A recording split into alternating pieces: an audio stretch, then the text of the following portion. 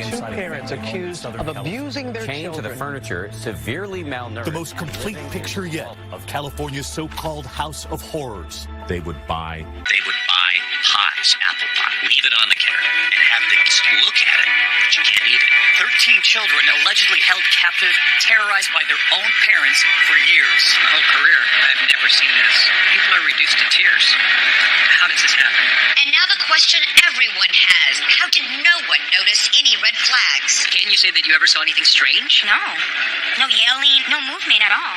Where were all these kids? How witnesses say the family appeared in the neighborhood only after dark. These individuals sleep all day and are up all night. Doing yard work at 11 o'clock at night. Now, our cross-country investigation from their earliest years in Texas.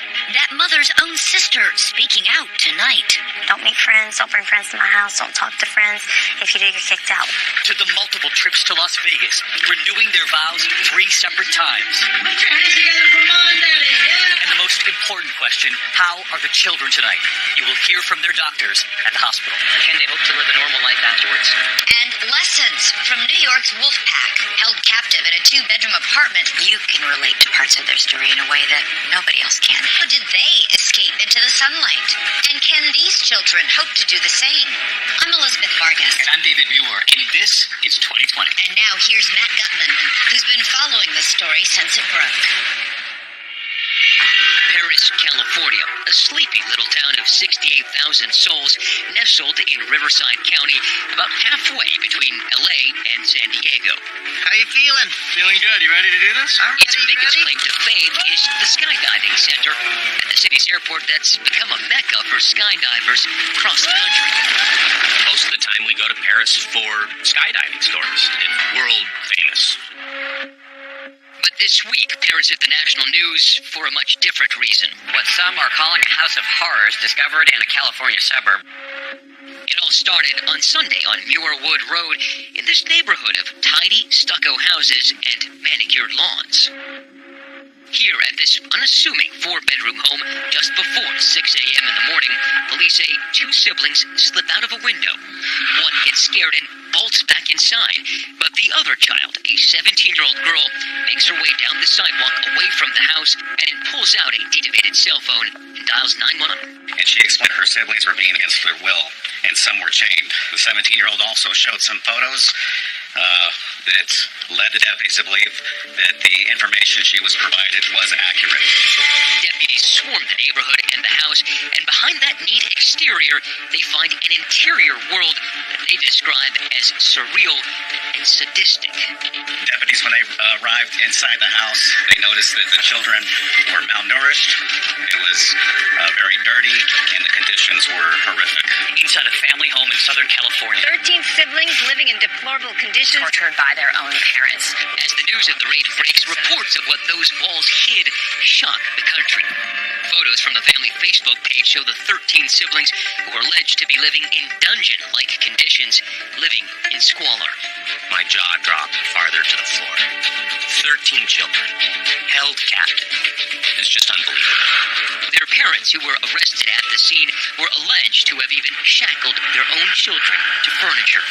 These defendants eventually began using chains and padlocks to chain up the victims to beds. The defendants were able to get 2 of the victims unchained before the police actually entered. The children range in age from 2 to 29. 7 of them are actually adults, but look so much younger because of severe malnourishment. To give you an example, one of the children at age 12 is the weight of an average 7-year-old. The 29-year-old female victim weighs 82 pounds. You've got parents that are torturing their children, causing them pain, causing them suffering over a prolonged period of time through malnourishment, through physical abuse, through psychological abuse. It's horrific. These are the accused parents, 56-year-old David Turpin and his wife, 49-year-old Louise Turpin. We would ask the court to waive reading of the complaint. In court yesterday, the Turpins pleaded not guilty to a combined 75 counts, including charges of torture, child abuse, neglect, and false imprisonment. The couple is being held on $12 million bail each. Mr. Turpin, I've discussed with you that you have a right to a speedy preliminary hearing. For authorities, the biggest mystery Turpins got away with the alleged abuse for so many years, hiding in plain sight, taking their kids on what seemed all-American vacations. I can't explain why these parents did these horrible things. The story of the Turpin family begins far from the desert and the palm trees of Southern California, 2,300 miles away to be exact, in the Green Hills of West Virginia. And here in the heart of Appalachia sits the small town of Princeton, population 6,400. We're pretty much a rural mountain area, coal, and of course, railroads. Louise Turpin, born Louise Robinette, grew up in this modest Princeton house, the daughter of an official at the county courthouse. We had a pretty normal life inside the home that I lived in. Her younger sister, Elizabeth, says that Louise was a strong-minded, willful kid. It was her way or no way. And if she had to sneak around to do it, she would do it. The younger sister says that she and others in the family were sexually abused and wonders whether the impact on the family might have been a contributing factor.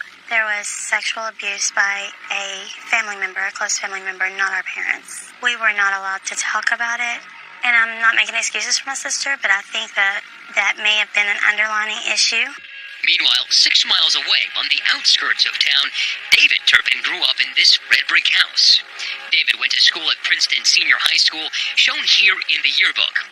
He's sporting the same bowl haircut he has today. Among his activities, the Bible, science, and chess clubs. He was quiet, nerdy. He was a good student. He tended to dress well. David wasn't known to go out and party with the other kids or anything like that. Described him as something of a homebody. David and Louise's families attended the same West Virginia church. I've known David all my life. My parents and his parents were pretty close. We all attended Princeton Church of God for years and years and years. The family friendship between David and Louise turns to love. They start dating when he's 22 years old and she is just 15. But in the first sign that there might be something off about this couple, just a year into romance, they like to run away from families to Fort Worth, Texas. The police 3 days to find her, and she was only 16 and he was almost 23.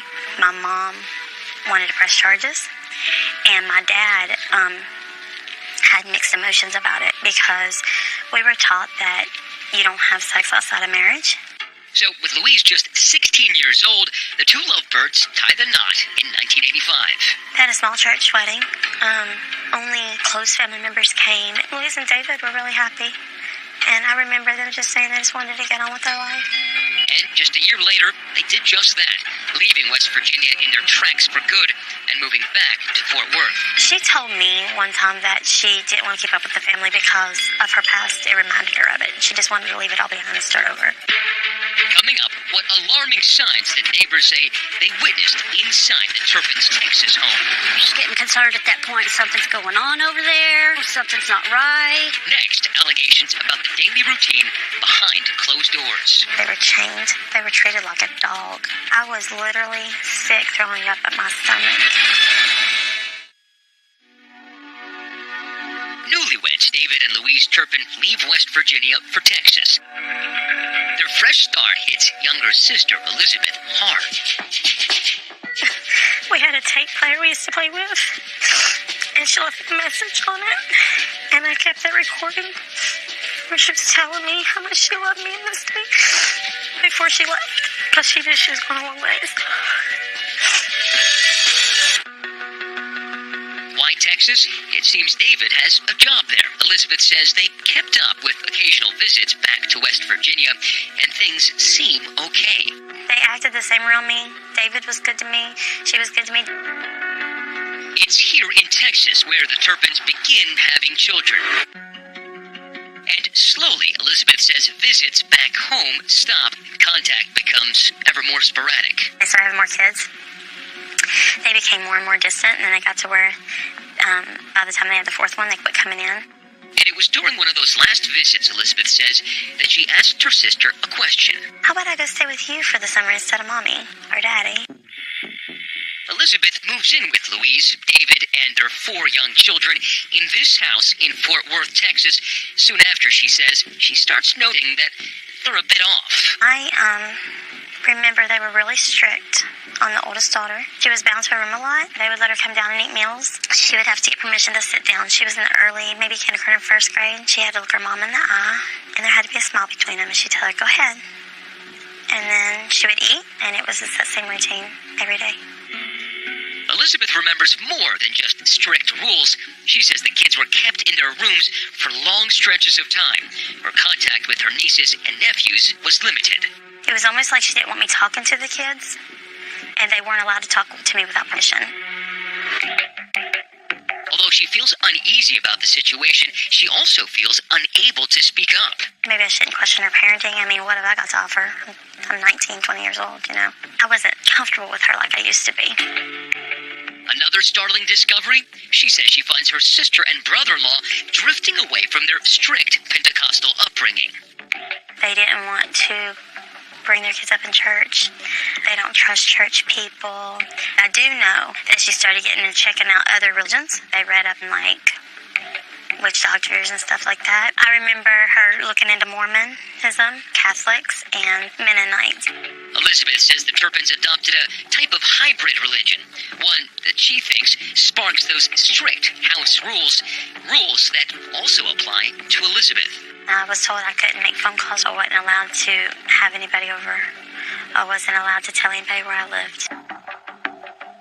Elizabeth says she's allowed to leave the house only for her job in town. She says this is all dictated by one person, her sister.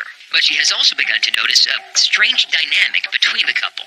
Louise made all the decisions, and he just stepped back and watched. It was weird. She always seemed to be in control, but there was always looks between them, and he was always sitting back watching. But she says when it came to her, David wasn't just a passive observer. As time progressed, he got weird, very flirty, right in front of Louise, so it really made me uncomfortable. He would talk about my shape and different things. It was supposed to all be laughs, but it didn't make me feel comfortable. Elizabeth claims it eventually gets much creepier. I hated taking a shower there. I'd get in the shower and I'd lock the door. And Louise would unlock it with a coat hanger. And they would both come in there. They wouldn't leave until I got out of the shower, and they made me get out of the shower in front of them. I was naked, but he never touched me. I want to get that on the record. David never touched me. Elizabeth says it becomes too much for her, and by the end of that summer, she's out of the house and, for the most part, out of the Turpins' lives. One thing I want to make very clear, I've never seen them abuse them in any way, sexually, physically. Louise and David continue having many, many more children. At some point, they choose to homeschool them. No one really had a lot of contact with the family or the children. And despite having a good job at a defense contractor, Lockheed Martin, the family's finances are in the red. The Turpins abandoned Fort Worth, leaving behind a squalid scene. As captured in photos by the new homeowner, who was so disgusted by what he saw, he kept those photos for nearly 20 years. Deplorable conditions, filth, scratches on the backs of doors and walls that the new owners assumed were made by animals. The Turpins move into this house set on a sprawling 36 acres in the rural Texas town of Rio Vista. It's a town of only a couple of hundred people. It's actually even hard to find on the map. Everyone pretty much knows each other. Neighbors recall sporadic sightings and strange behavior. Just getting concerned something's going on over there. You know, something's not right. In an interview with the Daily Mail, Shelley's daughter Ashley recounts her interactions with the reclusive family. It was just normal kid stuff at first. I remember going over one day and knocking on the door, and their mom answered the door, and she told me that I couldn't play with the kids anymore. Anytime I would go over there after that, and I would knock on the door, nobody would answer the door. I'd knock and knock and knock, and nobody would answer. But I could see the baby was in a playpen in the window, and she'd be there for hours, all day, all night, unsupervised. Ashley recounts that the family kept a double-wide trailer on the property. And then one day they moved in that double-wide trailer back there and moved further to the back, and it was like you never saw them again. As I got older, and the more I realized, there are a whole lot of kids over there that are growing up or have grown up. What are they doing? Then, 2010, once again, the Turpins' finances forced them out of their home. The secrecy just grew, and then they were gone.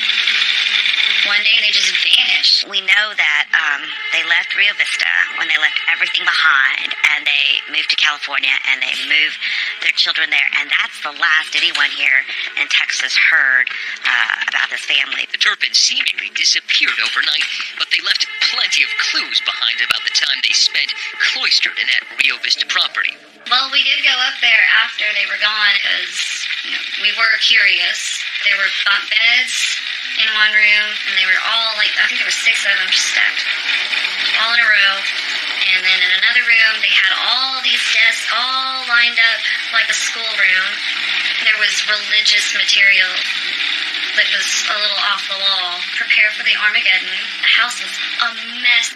The trailer was located right over here. Billy Baldwin bought the Turpins' house in a foreclosure sale. He finds that same mess. It's just nasty. Stuff all over the walls. And also some bizarre photographs. I do have some Polaroid pictures that I found. They're like in one picture in the one bedroom. There's 2 single beds, it looks like, and on the end of that one bed rail, there's a rope hanging off of it. But we didn't have no idea what was going on in there. I really feel bad that something like that would happen. Coming up, All-American Vacations, Masked Hidden Lives. 2020 continues. Here again, Matt Gutman. In 2010, the Turpin family heads west, ending up in Golden, California. It's unclear why they moved to California. They don't have any family out here. Perhaps it was for work. We just don't know. Once here, the family lives in 2 different middle-class homes in the Los Angeles exurbs, with the kind of attractive, well-maintained exteriors that wouldn't raise suspicions, and for years, there were none. They did leave the house at times, so it's not that they never left the house. And some of the places they traveled to were where any normal family would go. She was obsessed with Disneyland. Her whole marriage, they've had season passes and go regularly. They were obsessed with Disney and Mickey Mouse. Another spot the family enjoyed? Las Vegas. They were especially fond of one place, kind of hidden off the famous strip, a small spot called the Elvis Chapel. Well, it's 1 for the money, 2 for the show, 3 to get ready now, go back, go, but don't you? Here, it's always blue suede shoes. Kent Ripley plays the king and the justice of the peace as well. It is my honor to announce to the world that the two of you are still married. Husband and wife. David, it's time to kiss your beautiful wife. Obviously feeling very love-me-tender. Oh, my darling, he loves you. David and Louise came here 3 times to renew their vows. Twice they brought all of their kids along. I remember them, of course, immediately. The kids remembered me. I would say it was a loving family. According to Ripley, there was nothing obvious that would make the Turpins appear any different from all the others who come here to share a beautiful moment of family togetherness. David and Louise. It was a fun wedding because I got to see smiles on their kids' faces. Today we have a symbol of love to exchange again. Like here, the smallest boy acts as the ring bearer. Baby, yeah, that's Daddy, yeah. Louise danced with her daughters to Suspicious Minds. Because I loved you too much, baby. David and the boys took a turn to a little less conversation. Yeah! A little less conversation, a little more action. Oh, yes. And then at the end, the big finale had everybody up on the stage.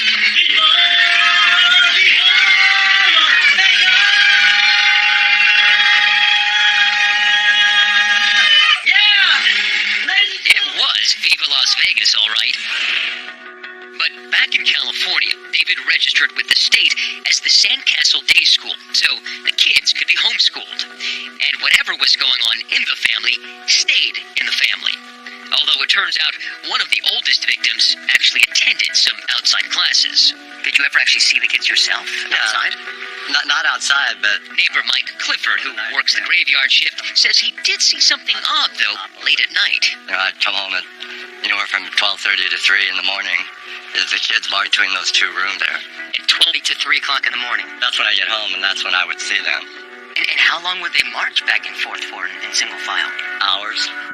Clifford says he figured the adults were doing some kind of therapy.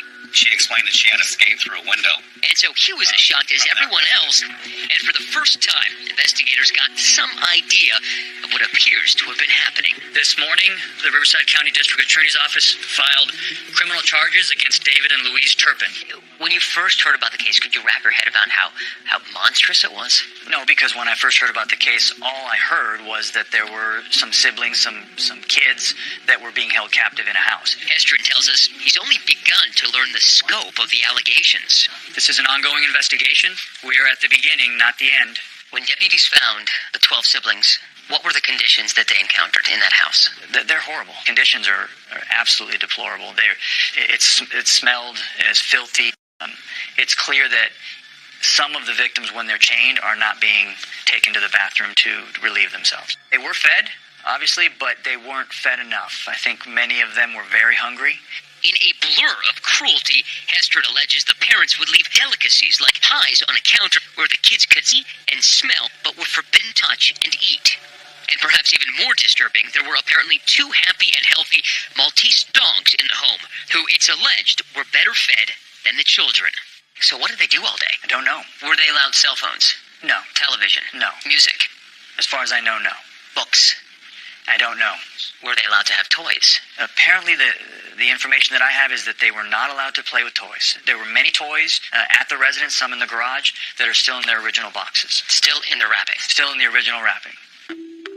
Hestron speculates it was all a method to maintain complete control over the children. They would go to sleep at 4 or 5 in the morning, sleep all day.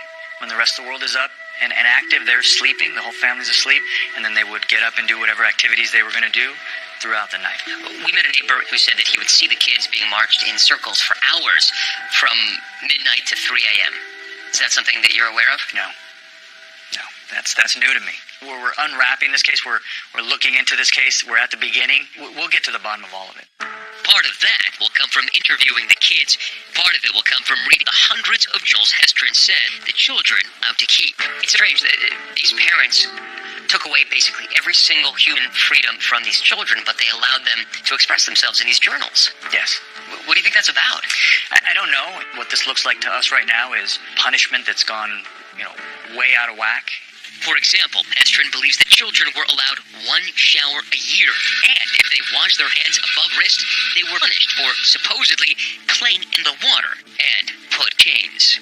Punishments included frequent beatings and even strangulation. We're not robots, and this is difficult for everybody that sees these images and hears these stories. But ultimately, our job is to go into court and seek justice, and we're going to do that. Yes. Is there so much depravity, so much cruelty here that it's sort of this bottomless pit that it will take you a long time just to get to the bottom of it? It sure feels like that. It feels from our perspective that we're looking into a pit and we don't know where the bottom is. Coming up, keeping journals behind closed doors. Will they shed light on their secret lives? Stay with us. 2020 continues. Here again, Elizabeth Vargas. Another time, another place, another captive. Cleveland, Ohio, May 6th, 2013. Help me, I'm Amanda Berry. I've been kidnapped and I've been missing for 10 years and I'm here, I'm free now. Kidnapped at the age of 16, Amanda Berry escapes almost a decade later, rescuing herself and 3 others from their captor. You never know until you're in that situation, what you're going to do, how you're going to react. She seized the moment and kicked out the door to escape. Similar to the allegations against the Turpin family, she'd been chained up, deprived of food, but given a journal by her captor. We don't yet know what the Turpin children wrote in theirs, but Amanda Berry wrote hopeful entries to her mother in secret code, detailing the sexual abuse inflicted on her by Ariel Castro. I felt like, one day she's going to read this, or maybe authorities will get to read it, and he'll be punished for what he did. In New York City's Lower East Side, Suzanne Angulo and her 7 children suffered in captivity for more than 14 years. What was your reaction when you first heard about this story with the Turpin family in California? I was like, oh no. I just felt not another one, really. Unlike the reports on the Turpins, the Angulo brothers were not shackled or severely starved. They were trapped in their own home, 6 brothers and 1 sister. Their father, Oscar, had the only key to the front door. So this was always locked? Always. His father blocked the door with a tall ladder to keep intruders out, and his wife and children in. And when you lift the ladder, it'd make a loud, like... So he would know if anyone was attempting to go out. The documentary The Wolf Pack, our 2020 special, details the strange world in which they lived. These home videos showed the father lead the children in bizarre rituals.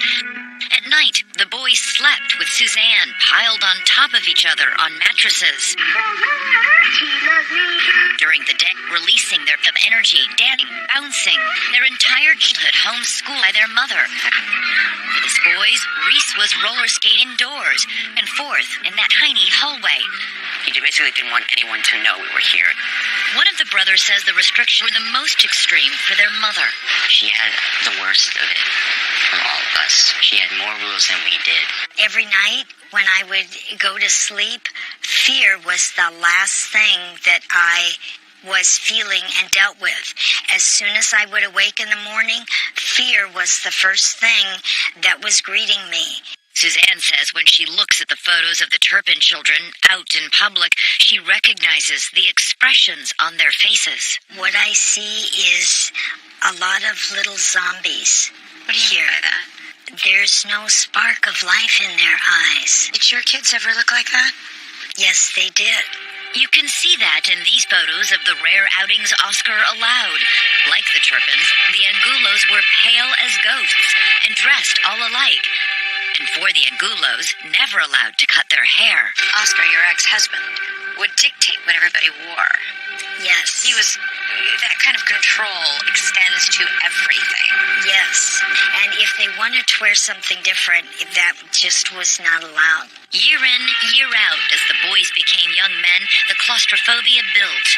Oscar even sealed off the windows of the apartment with blankets. When that was happening, we couldn't even get sunlight looking out the window. I started getting a little like, all right, enough is enough. Finally, at age 15, Mukunda was the first brother to break free. The moment I opened the door, my heart pounded so hard. I was like... Outside, without his father, for the first time in his life. What do I do? I'm out in the open. It's all out there. There's no going back now. He is much like the 17-year-old who police say escaped the Turpin family home and called 911.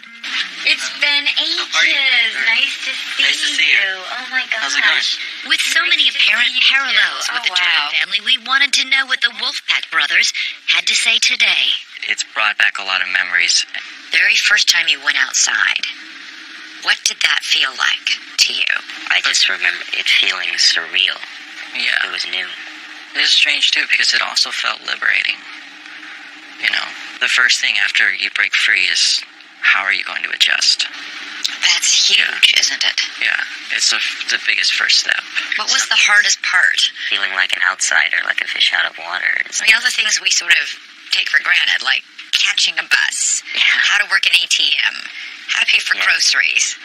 You knew none of that. Other people just feel so alien, and you, like, feel very alien. How long did it take you before you didn't feel like an alien in your own world? In reality, we're still adjusting.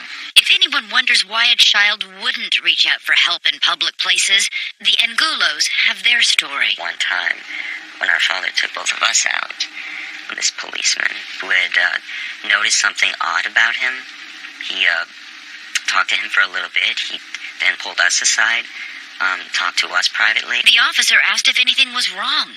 And we simply said no. Why did you lie? You are conditioned to feel small and powerless, and it's hard to overcome that. While a childhood spent in captivity will always be part of them, they say they focus on the future. They enjoy working, traveling, and living on their own terms. What would you say to the Turpin children? You can relate to parts of their story in a way that nobody else can. Something that we thought for a long time was that we were the only family like us. And so one thing I would say is that you're not alone. I would say Don't be afraid to connect, to reach to people. So how do you learn how to do that? There's no manual. You just have to go with your guts, and you have to take a deep breath and take try. a deep breath, pick up on as much as you can. You eventually will find yourselves. Not just your place in the world, but you will find who you are. When we return, could this happen on the street where you live? Red flags and warning signs. Stay with us. It seems everyone is wondering how no one seems to have noticed the alleged horrors happening to the Turpin children. We were in shock. We were astounded. I've been crying all these days. I haven't been able to sleep. Everyone is completely heartbroken. Sad that it's so close to home. It can happen in a beautiful neighborhood like this. None of us knew anything. Only people we ever saw were the parents and the baby. It's making me feel bad even to eat. Like, those children were starving right next to us. In the case of Angulo brothers, known as the Wolfpack in New York City, their mother, Suzanne, says it would have helped her children if someone had paid attention. Do you wish one of your neighbors had knocked on the door or gone downstairs to the security officer and said, I don't know, there's something a little funny going on at that apartment on the 16th floor? If someone has a sense that there's something a little off, they cannot just go once and see what's happening. They have to do that repeatedly, again and again and again. And if they're still unsuccessful, then they go to other authorities. In fact, the Angulos and the Turpin kids have something else in common. They were all homeschooled. How many times did somebody from the state, from the Board of Education, come in to see that you were in fact homeschooling and that these kids weren't being abused? There was one time when someone from the Board of Education came. So one time that year? One time in all the 18 years that I homeschooled. One time in 18 years? Yes. The Angulo children were learning. The Riverside County District Attorney Mike Hestron says that does not seem to be the case for the Turpin children. These kids were supposed to be being homeschooled, but as far as we can tell, they didn't have much education. Their reading and writing abilities are very rudimentary. There are those who believe that in some cases, the decision to homeschool isn't about education at all, but something much darker. A mother and father accused of... Rebecca Gorman was homeschooled in California, beginning at age 7. The homeschool community has very specific ways that they talk about school to their children. They call school buses prison buses, and they call schools institutions, and they'll say it's an institution, like a prison. They say that we're much happier at being homeschooled and that we have much more freedom.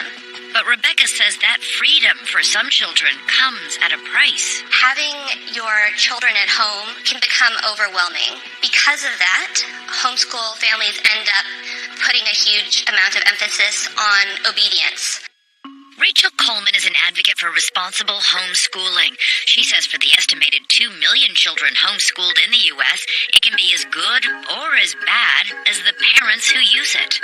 In the hands of well-meaning parents, it can be a wonderful thing with innovative, child-centered educational programs. But in the hands of parents that aren't well-meaning, in the hands of parents who are abusive or just neglectful, there's no bottom on how bad things can get.